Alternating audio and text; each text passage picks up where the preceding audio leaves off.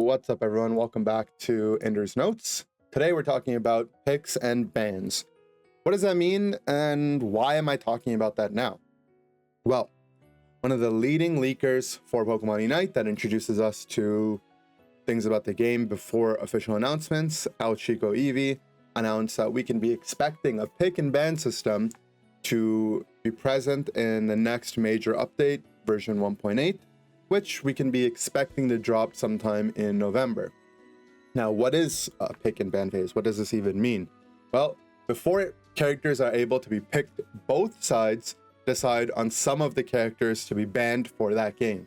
The goal is to have more skill expression in the drafting phase of the game and to encourage a more diverse pool of characters. Also, limit the amount of games you may play versus something completely overtuned. For example, we could see Pokemon like Blissey get banned and players to opt in and play games on things like Gengar with Hex or Buzzwole, Pokemon that generally get pretty hard countered by Blissey. Of course, there's the downside of your main Pokemon being banned, but I think it increases the replayability if people have the option to ban completely overtuned Pokemon like Mr. Mime. Just as a heads up, Mr. Mime has an over 70% win rate when one team has Mime and the other doesn't. It's completely ridiculous. But surely, there's more people out there that will log off frustrated after having to play Mr. Mime over and over again in the current system than people that would log off in a new system because their main got banned. So I think this version or this system, in any way it could be implemented, would probably be better for the game because we have enough Pokemon to support it. But you're still not convinced, you still not like the idea of this system? Well, it's also been used in every competitive game like Pokemon Unite, and arguably has been one of the most important features defining the ranked play of these games. Today I'm going to be talking about 3 different games: Dota 2, Heroes of the Storm, and League of Legends. Now, if you're familiar with none of these games, that's okay. I'm going to be talking a very high level, and it'll be a good chance for new MOBA players to be introduced to how some of the older games have done it. If you've played one of these games before, let me know what your experience has been like with the ranked ladder and with the ban system, what you liked about it, what you didn't like about it. Let me know in the comments below. We're also going to be focusing primarily on the ladder play because for the competitive format, what's used in tournaments, all 3 of them generally follow a very similar format where the captain of the team just decides what everyone is playing and what everyone is banning for the whole team. Sometimes it's a coach outside of the game, sometimes it's their captain within the game, but all the systems, whether the picks and bans, the amounts might be different, the order might be different, it follows that similar system for tournaments. But for ranked, all 3 of them do it very differently. We'll start with the game I have a lot of experience in, which is Dota 2. This game's ranked ladder used to not have any ban phase for the first few years of the game. Certain patches, the ladder felt very random. If you got the person playing the most overtuned hero of the patch, your game felt like it was going to go a lot better. And if you didn't, it felt like it was going to go a lot worse. Whether or not this was actually true, it's hard to say, but that's the kind of vibe that you would get. And it was very frustrating to play these types of games. Just imagine if only one team could have Mr. Mime and you had to go against Mr. Mime over and over again. Right now, it would mean that your team would have a roughly 30%, if not lower chance of losing, according to the data. But thankfully right now, it's not like that in Pokemon Unite. And we'll talk a little bit more about mirror picks later on as well. But going back to Dota, eventually they added a voting system to all pick, where each player votes on a hero to be banned. The same cannot be picked twice. And then the system looks at each vote, and each vote has a 50% chance of succeeding. So it would mean that in some games, a lot of the pool that was selected could get banned, and some maybe not as many.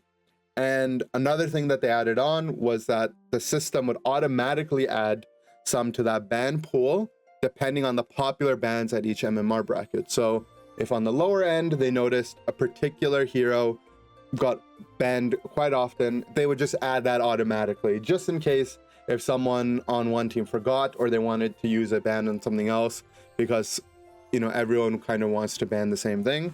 The system kind of had its automated feature added as well. In practice, this meant that if you always picked the same Pokemon to be banned, in at least half of your games, you would never see it. I like the system a lot. Everyone feels like they're contributing, and even the most overpowered stuff will end up getting played, but not nearly as often, and the games will always feel diverse compared to other systems. With Heroes of the Storm, a different game, however, their system is a lot more simple. Once you enter the pick and ban phase of the game, a captain is automatically appointed based on their matchmaking rating, and the system looks to basically award the best player on your team. They make the decisions on what will be banned, while everyone else picks what they want to play. Obviously, the system has its merits. It would mean, on average, the most knowledgeable player will make the best decision for their team, and generally, stuff that's really oppressive can just be banned out. But after playing a lot of Heroes of the Storm on the higher end of the ladder, being captain and not being captain, I can say I'm not that much of a fan of this system. Some players won't take it nearly as seriously as you'd want them to. Some players might take it too seriously. And it removes agency from 4 other players per team, which can be really, really frustrating. On top of that, if your captain goes AFK or just chooses not to ban, it can feel like your team is put at a severe disadvantage compared to the other team. Finally, we've got the last system, League of Legends. Probably the most popular of the 3, but the game that I have the least experience in personally. I have played the ranked ladder quite a bit, so I know how it works. And in League of Legends, each person has 1 ban, and that's it. You pick which hero or which champion you want to ban. Everyone does that during the ban phase. Everyone goes to the pick phase. There's an order in which you can pick your stuff, and you pick after the bans have been done. I like this system. It feels like everyone has equal agency. No one can feel too upset about something broken getting through because they could have simply banned it themselves.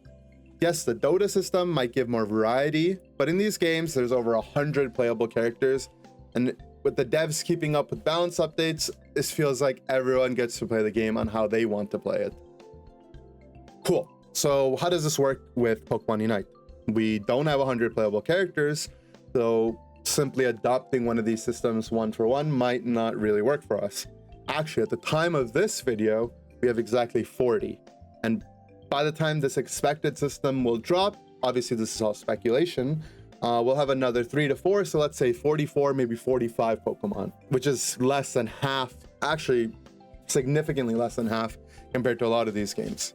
Pokemon Unite also, unlike the other 3 games I talked about, allows for mirror matches, where 2 people on opposite sides can be playing the same Pokemon. You can be Blissey, the other person can be Blissey on the other team, each team can have a Slowbro, and all 4 of them can exist in an infinite time loop where no one dies because they're extremely tanky and they have a lot of healing. If we wanted a system like League of Legends, where we disallowed mirror matches and everyone got an individual ban, every single person would need to own 20 Pokemon to simply be eligible for ranked. This is actually how it works in League of Legends. You can't actually queue up for ranked until your account level gets to a certain point, just based on how many games you've played, and until you've unlocked 20 champions to play with.